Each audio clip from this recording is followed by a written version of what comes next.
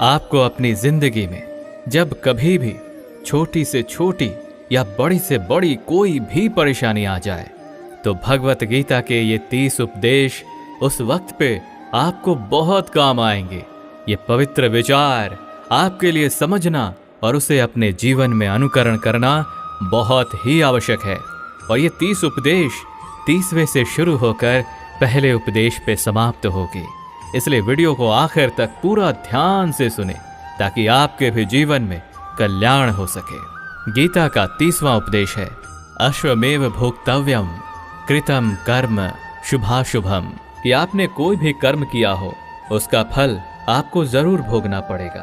अगर आपने अच्छे कर्म किए हैं तो वो जाने अनजाने में किसी मुश्किल वक्त पे आपको वो अच्छे कर्म उस मुश्किल वक्त से बचा ही लेंगे। अगर आपने गलत कर्म किए हैं, पाप किया है, तो उसकी सजा भी आपको जरूर मिलेगी। वो इंसान कितना ही छुप कर कर्म करे, चाहे वो कितना ही चालाकी से कर्म करे, लेकिन कहते हैं ना, उस परमात्मा के, ईश्वर के चारों तरफ कैमरे लगे हुए हैं। हमारे एक एक कर्म पर वो प्रकृति, वो परमात्मा अपनी दृष्टि बनाए रखते हैं। हमारे एक एक कदम का हिसाब होता है। इसे हम एक कहानी से समझते हैं। एक गांव में 2 मित्र रहते थे। उन दोनों ने विचार किया कि इस गांव में हम धन नहीं कमा पा रहे हैं। वो दोनों धन कमाने के लिए शहर चले गए। कुछ वर्ष वहां रहकर उन्होंने काफी धन कमाया। फिर सोचा कि अब हम अपने घर वापस चलते हैं और हमने अच्छा खासा धन कमा लिया है। उस समय पे यातायात की इतनी सुविधाएं नहीं होती थी। वो अपने बैलों पर ही यात्रा कर रहे थे। चलते चलते मार्ग में रात हो गई तो उन्होंने विचार किया कि आज रात हम यहीं विश्राम करते हैं। एक मित्र ने कहा कि मैं यहाँ पर रहकर धन की रक्षा करता हूँ, तुम बाजार जाकर भोजन की व्यवस्था कर लो। जब वो मित्र बाजार गया तो उसके मन में पाप आ गया। उसने सोचा कि इतना पैसा हमने कमा लिया है, अगर मैं इसको यहीं जंगल में मार दूं तो सारा पैसा मेरा हो जाएगा, नहीं तो मुझे इसका आधा धन इसको देना पड़ेगा। मन में ये खोट आने पर उसने अपने मित्र के खाने में जहर मिला दिया और जब वो खाना लेकर के अपने मित्र के पास गया, उसका मित्र वो जहर वाला खाना खाकर वहीं पर उसकी मृत्यु हो गई। वो व्यक्ति सारा धन लेकर के अपने घर वापस आ गया। फिर उसके घर में एक पुत्र ने जन्म लिया। जब उसका बेटा पैदा हुआ तो वो बहुत ही बीमार रहता था। उसने अपने जीवन में जो कुछ भी धन कमाया था, उसका वो सारा धन अपने बेटे के इलाज में ही खत्म हो गया। बेटा बड़ा होता गया और इसका धन नष्ट होता गया। जब उसका बेटा थोड़ा और बड़ा हो गया तो उसके पिता ने पूछा कि बेटा, तू इतना बीमार क्यों रहता है? तू ठीक क्यों नहीं होता? मैंने अपनी जिंदगी का सब कुछ तुझ पर लगा दिया है, फिर भी तेरी तबीयत ठीक नहीं रहती। तो उसके बेटे ने बोला, कौन सा बेटा और कौन सा पिता? मैं तो तेरा वही मित्र हूं जिसको तूने जंगल में जहर देकर मार दिया था। मैंने अपना वही हिसाब पूरा करने के लिए तेरे पुत्र के रूप में तेरे ही घर में आया हूं। अब मेरा तेरा हिसाब बराबर, अब मेरा जीवन यही समाप्त होता है। तो गीता का उपदेश हमें यही सिखाता है। कोई अपने आप को कितना भी चालबाज समझता हो, होशियार समझता हो, लेकिन अगर उसने गलत कर्म किया है, चाहे आज नहीं तो कल उसे उसका फल भोगना ही पड़ता है। कोई भी व्यक्ति अपने किए हुए कर्म से बिना उसको भोगे कभी छूट नहीं सकता। गीता का 29वां उपदेश है कि आपके सारे दुखों का कारण किसी को अपना मानना है। आप कभी गौर करना, आपकी जिंदगी के सारे दुख, सारी तकलीफें, सारी चिंताएं वहीं से आती हैं जहां आपका अपमान होता है कि ये मेरा है, ये मेरा अपना है। यहीं से आपकी जिंदगी में दुख का आना शुरू हो जाता है। इसे एक छोटी सी कहानी से समझते हैं। एक व्यक्ति के पास एक बहुत बड़ा महल था। उसने जिंदगी भर की सारी संपत्ति लगाकर उस महल को बनाया था। आसपास के शहरों के कई लोग उसके महल को देखने आते थे। कई बड़े बड़े सेठ उसके महल को खरीदने की कोशिश करते थे। इसलिए वो महल उसका अहंकार हो गया, उसकी जीने की वजह था। उसका उस महल से बहुत लगाव था। एक दिन उसके महल में आग लग गई और वो कहीं बाजार गया हुआ था। जब वो घर लौट कर आया तो उसने देखा कि उसका महल तो आग में जल रहा है। अपने घर को आग में जलता हुआ देखकर उसे इतना दुख हुआ। उसने कहा, अगर ये महल नहीं रहेगा तो मैं भी जिंदा नहीं रहूंगा। अगर मेरा महल ही जलकर राख हो जाएगा तो मैं जीकर क्या करूंगा। वो भी उसी आग में छलांग लगाने की कोशिश करने लगा तो किसी दूसरे व्यक्ति ने उसे रोक लिया और कहा कि भाई, ये जो तुम्हारा महल है, इस महल को तुम्हारे कल बेटे ने किसी और को बेच आया है। जब उसे पता चला कि ये महल अब मेरा नहीं है, किसी और का हो चुका है, तो उसकी सारी चिंता खत्म हो गई। जैसे और लोग उस जलते हुए महल को देखकर तमाशा देख रहे थे, वैसे ये भी खड़ा हो गया। इतने ही देर में उसका बेटा आया। वो अपने बेटे को देखकर बहुत खुश हुआ, उसे आशीर्वाद देने लगा कि तेरे जैसा बेटा तो बहुत भाग्य वाले माता पिता को मिलता है। तुमने तो मेरी जिंदगी बचा ही ली। आज इस घर में आग लग रही थी और तूने कल ही इसका सौदा कर दिया। वो अपने पिताजी से कहने लगा कि पिताजी, इस महल के सौदे के लिए बात तो करने गया था, पर सौदा कभी पक्का हुआ ही नहीं है। जब उसके पिता ने ये सुना कि अभी इस महल का सौदा हुआ ही नहीं है, तो वो दोबारा से फूट फूट कर रोने लगा और अपनी छाती पीटने लगा। महल वही है, इंसान वही है, लेकिन जब महल मेरा है तब वो दुख भी देता है, खुशी भी देता है। लेकिन जब वो मेरा नहीं है, उससे मेरा कोई रिश्ता नहीं है, तो सारे दुख खत्म हो जाते हैं।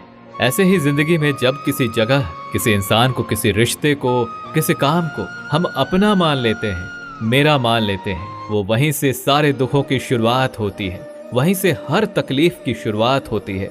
तो श्रीमद् भगवद गीता का ये 29वां उपदेश यही कहता है कि आप जैसे ही किसी को अपनी जिंदगी जीने की वजह मान लेते हो कि इसके बिना तो मैं जी ही नहीं सकता, तो फिर वो चीज, वो इंसान, वो काम आपको बहुत दुख देता है। दोस्तों, इससे पहले कि हम 28वें उपदेश पर जाएं, आपसे विनती है कि अगर आप इस वीडियो से कुछ भी सीख रहे हैं तो इस वीडियो को एक लाइक कर दीजिए और इस चैनल को सब्सक्राइब कर लीजिए। तो फिर चलिए आगे बढ़ते हैं। गीता का 28वां उपदेश है कि आज में जियो, फल की चिंता करना छोड़ दो। जो भी व्यक्ति अपने बीते हुए कल या अपने आने वाले कल में खोया हुआ रहता है, वो जिंदगी में कभी खुश नहीं रह सकता। आपको जिंदगी में खुशी सिर्फ और सिर्फ तब मिल सकती है जब आप वर्तमान में जी सके, आज के आनंद को जी सके। बीते हुए कल और आने वाले कल का कोई वास्तविक अस्तित्व नहीं होता, वो सिर्फ आपकी बुद्धि और आपके विचारों में होता है। उसे सिर्फ आप अपने मन के अंदर और बुद्धि के अंदर जीते हैं, उसकी कोई वास्तविकता इतनी नहीं होती।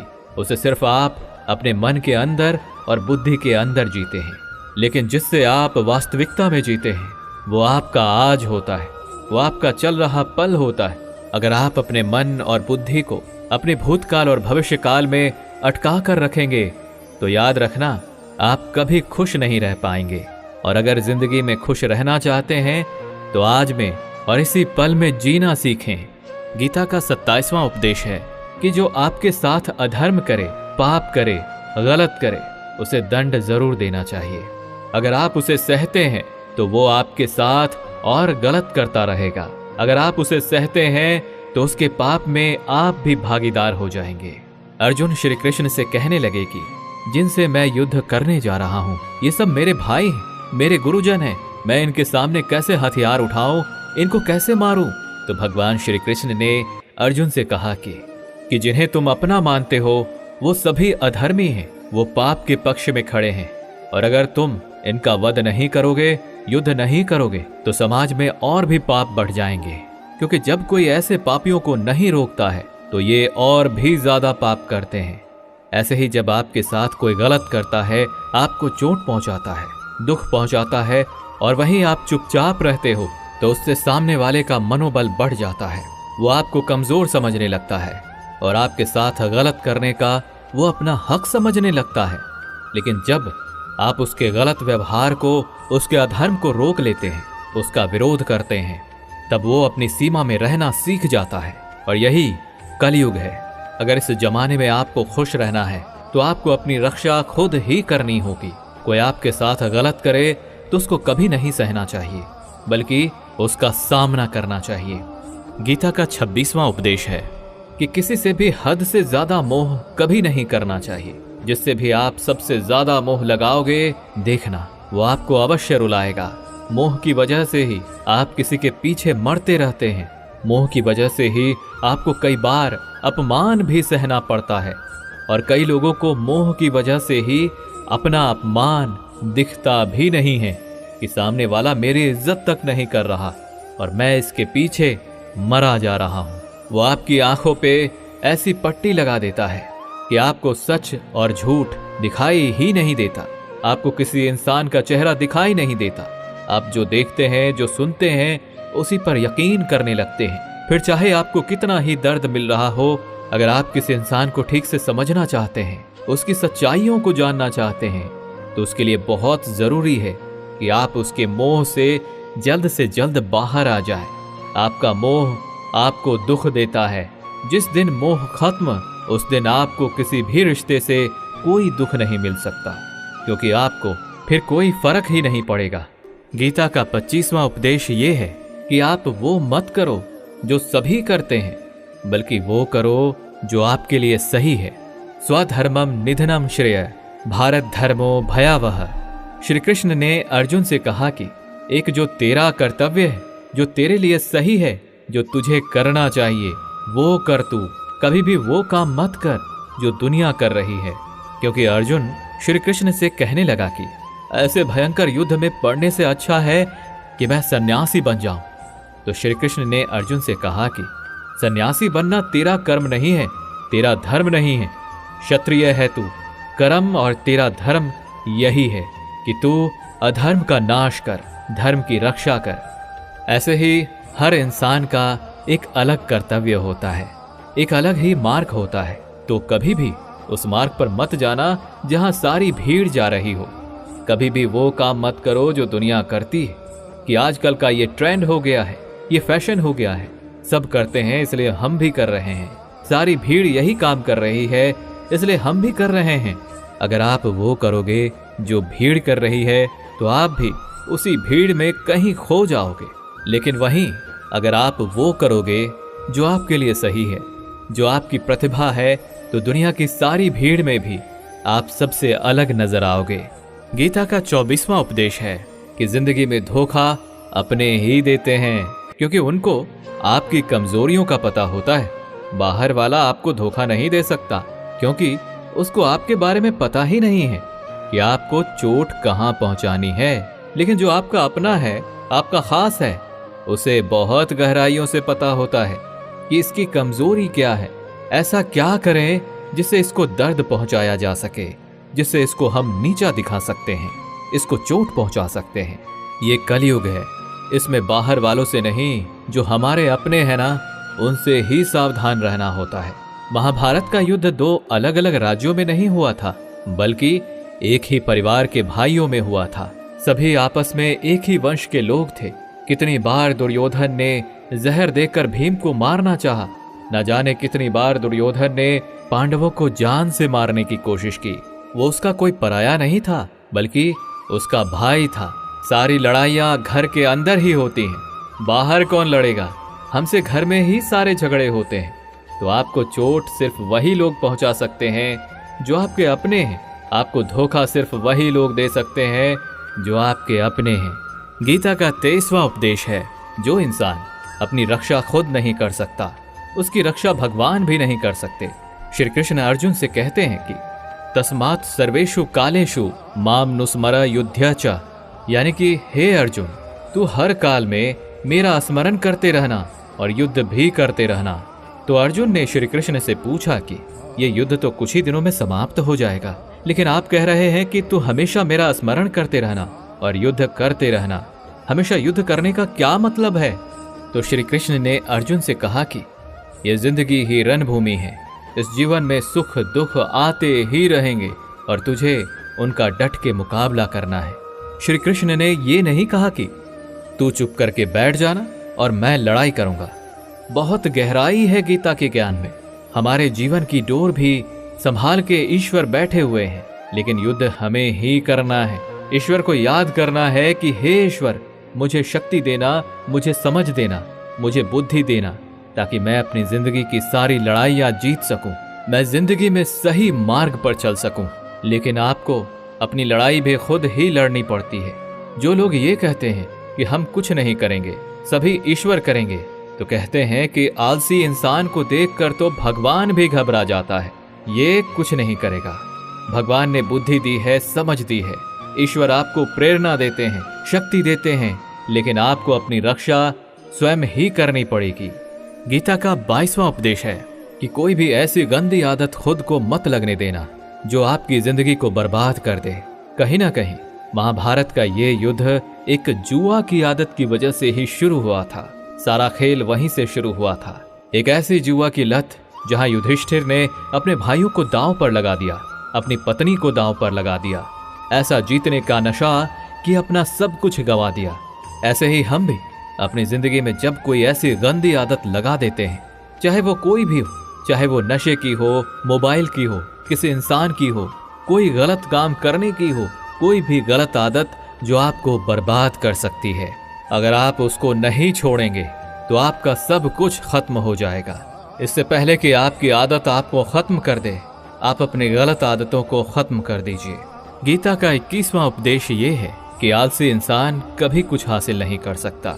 अधिकतर लोग सिर्फ योजनाएं ही बनाते रहते हैं कि मुझे बड़ा घर चाहिए, मुझे बड़ी गाड़ी चाहिए, मैं दुनिया घूमना चाहता हूँ, मुझे ये चाहिए वो चाहिए। ये हर कोई सोच लेता है, लेकिन उस पे मेहनत करना, अपना कर्म करना वो नहीं करते। क्योंकि चाहना तो बहुत आसान है, लेकिन उसके लिए कर्म करते रहना वो बहुत मुश्किल है। हर कोई चाहता है कि मेरा शरीर फिट हो, लेकिन उसके लिए एक्सरसाइज करना वो आपको ही करना होगा। जो इंसान आलसी बन के बैठा रहता है तो उसे ना ही अच्छा शरीर मिलता है और ना ही अच्छा जीवन मिलता है। तो अगर जिंदगी में कुछ पाना चाहते हो तो आलस्य को अपनी जिंदगी से दूर कर देना। आलस्य के चलते ही आपको कुछ मिलने वाला तो नहीं, लेकिन जो आपके पास है ना वो भी गवा दोगे। गीता का 20वां उपदेश ये है कि जिंदगी में अगर खुशी चाहते हो तो मन की गुलामी को त्याग कर दो। कई लोग कहते हैं कि हम करना तो बहुत कुछ चाहते हैं, लेकिन कुछ कर ही नहीं पाते। पता भी सब कुछ है कि क्या करने से हमारी जिंदगी बेहतर हो सकती है, क्या चीज है जो हमको नुकसान पहुंचा रही है, लेकिन फिर भी कुछ कर नहीं पाते। समझते सब कुछ हैं, लेकिन समझ कर भी, चाह कर भी कुछ कर ही नहीं पाते। वो इसलिए होता है क्योंकि आप अपने मन के गुलाम बन चुके हो। लोग तो अपनी जीभ का भी स्वाद तक नहीं छोड़ पाते, फिर कहते हैं कि हम पतले नहीं हो पाते, फिट नहीं हो पाते, सक्सेस नहीं मिल रही है, क्योंकि जो आपको करना चाहिए आप वो करते ही नहीं हैं। आपका मन सब कुछ समझकर भी आपको वो करने ही नहीं देता। इसलिए जिंदगी में अगर आगे बढ़ना है तो अपने मन के अनुसार चलना छोड़ दो। जो आपके लिए सही है वो ही आपको करना चाहिए। गीता का 19वां उपदेश ये है कि जो आपका है वो आपको मिल के ही रहेगा, और जो नहीं मिला है उसके लिए रोना छोड़ दो। आप जिसके लिए जितना रोओगे वो चीज आपसे उतना ही दूर चली जाएगी, और जो चीज आपकी सच में है वो कहीं ना कहीं से आपके पास जरूर पहुंच जाएगी। इसलिए जो आपको जिंदगी में हासिल नहीं हो रहा है, हासिल नहीं हुआ है, उसका पछतावा करना, उसके लिए रोना आपको बिल्कुल बंद कर देना चाहिए। गीता का 18वां उपदेश ये है, आप संसार में जितना प्रेम लगाओगे उतना ही जीवन में दुख और पीड़ा का अनुभव करोगे। गीता का 17वां उपदेश ये है कि जिस इंसान को बात बात पर क्रोध आता है, सुख और शांति उसके जीवन में कभी नहीं आ सकते। क्योंकि जो इंसान बहुत ज्यादा क्रोधी होता है उसके सारे मित्र उसे छोड़कर चले जाते हैं। वो अपने मन में भी दर्द में ही जीता रहता है, तकलीफों में जीता है। ज्यादा गुस्सा करके या ज्यादा क्रोध करके जो भी आपके पास है ना वो आप उसे खो दोगे, और ऐसे इंसान को शांति कभी नहीं मिलने वाली है। इसलिए अपनी जिंदगी में शांति अगर चाहते हो तो बात बात पर गुस्सा करना छोड़ देना चाहिए। गीता का 16वां उपदेश है कि चाहे आप किसी की मदद करें या ना करें, लेकिन जानबूझकर कभी किसी का दिल नहीं दुखाना चाहिए। क्योंकि जब आपकी वजह से किसी का दिल दुखता है ना तो याद रखना आपको भी वही दर्द एक दिन जरूर मिलेगा। लेकिन जब आप किसी का दिल दुखाते हैं तो आपको भले पता ना चलता हो, लेकिन जब कोई भी आपका दिल दुखाता है तब आपको समझ में आ जाता है कि दिल पर चोट लगने की वजह से कितना दर्द होता है।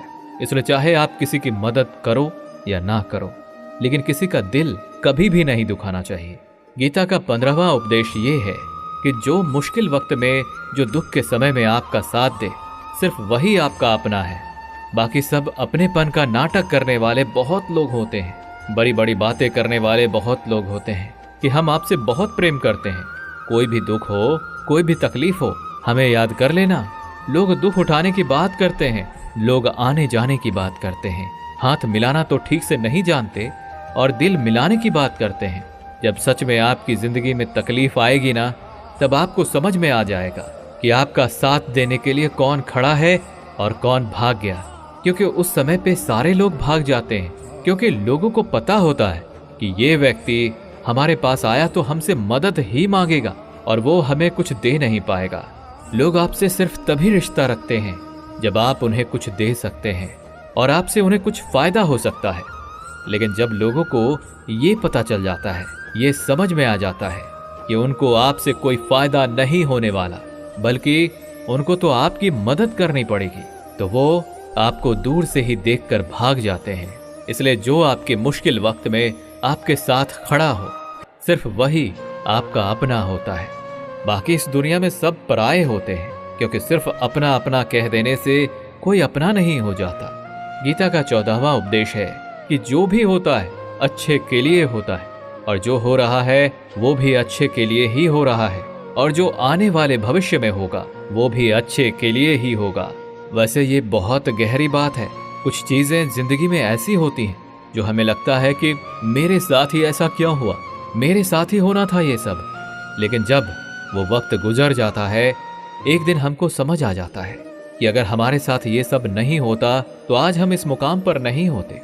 अगर मेरे साथ ये सब नहीं होता तो शायद हमारी जिंदगी और भी बर्बाद हो सकती थी। इसलिए अगर हमें ये समझ में आ जाए कि जिंदगी में जो कुछ भी हो रहा है वो सब अच्छे के लिए ही हो रहा है, तो जीवन में हमेशा खुश रहेंगे। गीता का 13वां उपदेश है कि हर काम को समझदारी से करना ही योग होता है। योगः कर्मसु कौशलम। कई लोग काम तो करते हैं लेकिन उन्हें हासिल कुछ नहीं होता। बहुत लोग कहते हैं कि हम तो मेहनत बहुत करते हैं तब भी जिंदगी में सफलता हासिल नहीं हो रही है। लेकिन सच्चाई ये है कि बहुत कुछ करने से, बहुत मेहनत करने से आपको सफलता नहीं मिलेगी, लेकिन सही तरीके से, सही समझ के साथ काम करने से आपको जिंदगी में सफलता अवश्य मिलेगी। गीता का 12वां उपदेश है कि कभी भी किसी भी चीज की अति नहीं करनी चाहिए। कोई भी चीज हद से ज्यादा नहीं करना चाहिए। किसी से प्रेम भी हद से ज्यादा मत करना, किसी से नफरत भी हद से ज्यादा नहीं करना।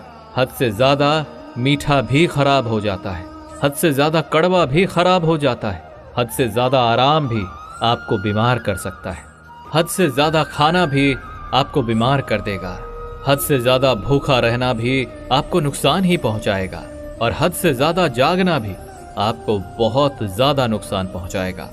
इसलिए जीवन को संतुलन के साथ जीना चाहिए। जैसे ही आप संतुलन को खो देते हैं, वैसे ही आपके जीवन में कोई ना कोई छोटी या बड़ी दुर्घटना हो जाती है। गीता का 11वां उपदेश है कि जिसे आप सबसे ज्यादा महत्व दोगे वो आपको कभी महत्व नहीं देंगे। आपने कभी गौर किया है कि आपका अपमान कौन लोग करते हैं? कि आप जिसे सबसे ज्यादा, हद से ज्यादा महत्व देते हैं।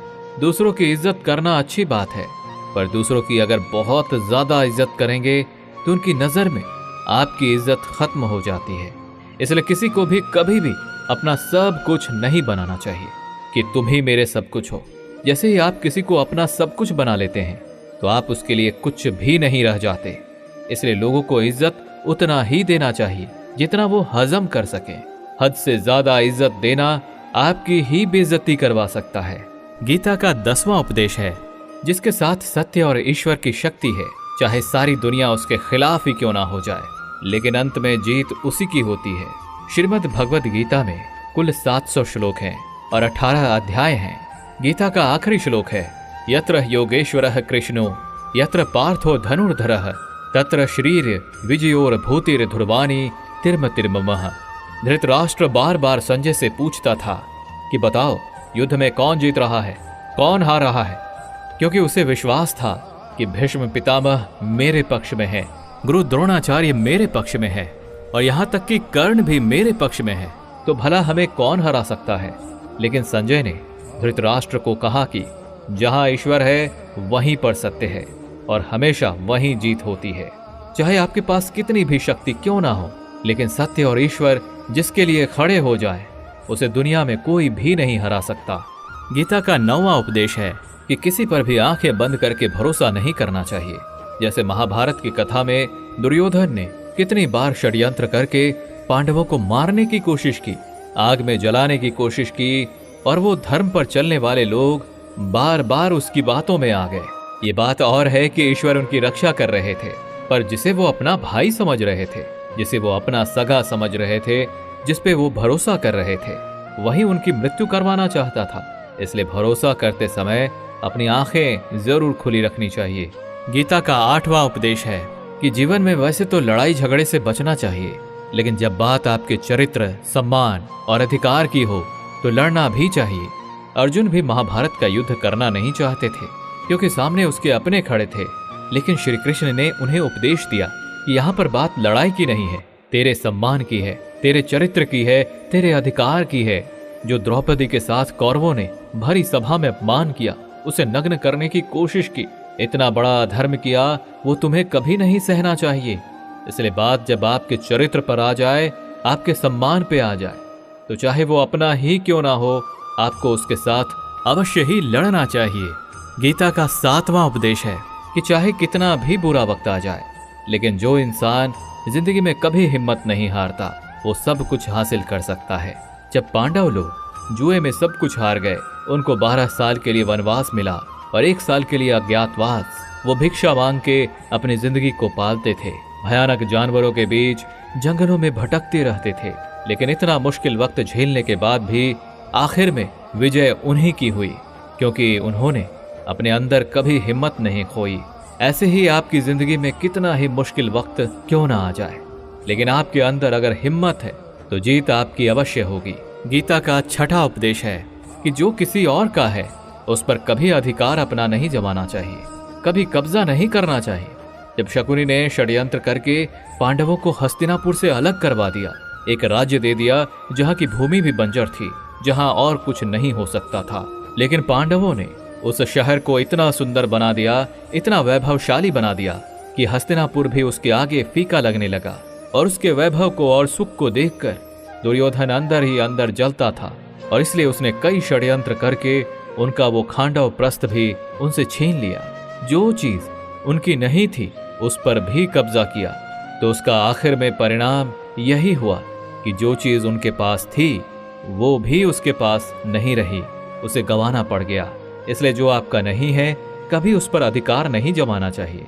गीता का 5वां उपदेश है कि वो इंसान जिंदगी में सफल माना जाएगा जो अंदर से हमेशा खुश रहता है। बाहर से तो सभी खुश दिखाई देते हैं, लेकिन अंदर से इंसान अशांति से भरा रहता है। बहुत पैसा कमा लिया, कामयाबी हासिल कर ली, लेकिन वो कामयाबी असली नहीं है। असली कामयाबी तब मानी जाएगी जब आपका मन खुश रहता हो।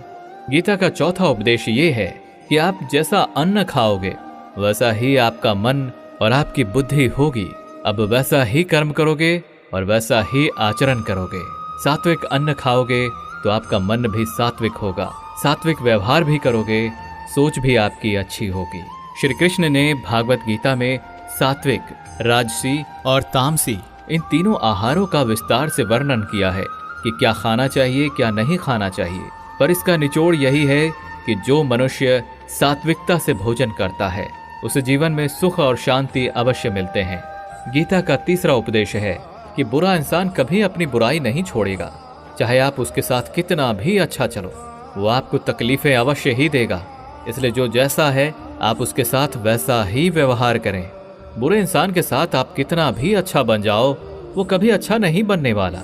दुर्योधन जंगल में पांडवों को मारने के लिए गया था, लेकिन वहां पर भी लोगों ने दुर्योधन को पकड़ लिया। उसका मित्र कर्ण भी उसे छोड़कर भाग गया। वो भील दुर्योधन को मार देना चाहते थे, लेकिन युधिष्ठिर अपने भाई की रक्षा करने के लिए वहां पहुंच गया और उसके जीवन की रक्षा की। लेकिन उसके बाद क्या हुआ, वो हमेशा पांडवों को नुकसान ही करता रहा। इसलिए अगर कोई इंसान बुरा है, उसके साथ आप ज्यादा अच्छा बनने की कोशिश ना करो। जो जैसा है उसके साथ वैसा ही व्यवहार करो। गीता का 2रा उपदेश है कि मृत्यु से डरना व्यर्थ है। हर व्यक्ति के मन में मृत्यु का भय होता है। इस संसार का जब से निर्माण हुआ है तब से जन्म मृत्यु का चक्र चला आ रहा है। ये प्रकृति का नियम है। इस सत्य को स्वीकार करके भय मुक्त होकर आज में जीना चाहिए। किसी को भी आने वाले पल के बारे में कुछ नहीं पता होता, लेकिन इस संशय में भयभीत रहने से जीवन नहीं जिया जा सकता। गीता का पहला उपदेश है कि जो इंसान अपने कर्मों को समय पे खत्म नहीं करता, समय की कद्र नहीं करता, उसकी जिंदगी का सारा समय व्यर्थ ही समाप्त हो जाता है, क्योंकि समय ही आपका जीवन है। अगर आप अपने समय को व्यर्थ में नष्ट करते रहेंगे और उसे गंवा देंगे तो आपको जीवन में कुछ भी हासिल नहीं होगा। अगर कुछ जिंदगी में पाना चाहते हैं तो समय की कदर अवश्य करना सीखो। जो भी व्यक्ति गीता के इन 30 उपदेशों को रोज सुनेगा, समझेगा, तो जिंदगी की कितनी भी मुश्किल से मुश्किल घड़ी क्यों ना आ जाए, उसे ऐसे मुश्किल वक्त में भी रास्ता अवश्य मिलेगा। दोस्तों, अगर आपने इस वीडियो से कुछ भी सीखा हो तो इस वीडियो को एक लाइक कर दीजिए और कमेंट में जय श्री राधे कृष्णा अवश्य लिखिए। और इस चैनल पर नए हैं तो चैनल को सब्सक्राइब करके नोटिफिकेशन बेल आइकन को ऑल पर सिलेक्ट कर लीजिए। धन्यवाद।